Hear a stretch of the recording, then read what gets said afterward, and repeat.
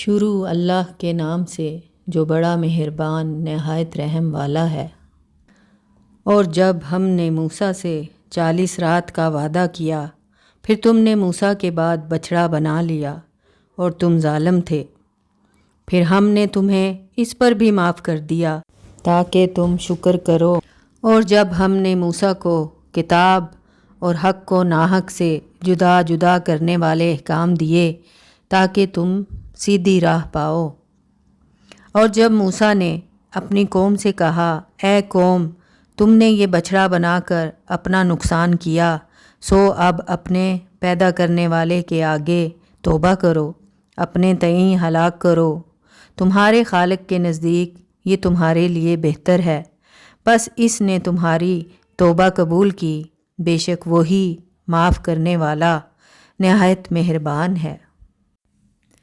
اور جب تم نے کہا، اے موسیٰ، ہم ہرگز تجھے نہ مانیں گے جب تک کہ اللہ کو کھلم کھلا نہ دیکھ لیں، پھر تمہیں بجلی نے آ لیا اور تم دیکھ رہے تھے، پھر ہم نے تمہیں تمہاری موت کے بعد اٹھا کھڑا کیا تاکہ تم احسان مانو۔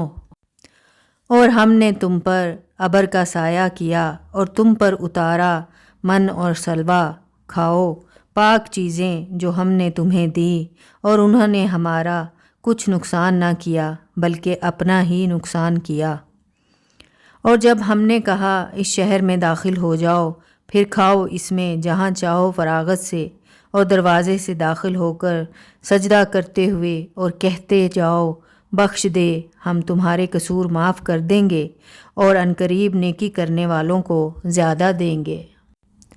پھر ظالموں نے اس بات کو اس کے خلاف بدل ڈالا جو ان سے کہی گئی تھی، پھر ہم نے ظالموں پر آسمان سے عذاب اتارا چونکہ وہ نافرمانی کرتے تھے۔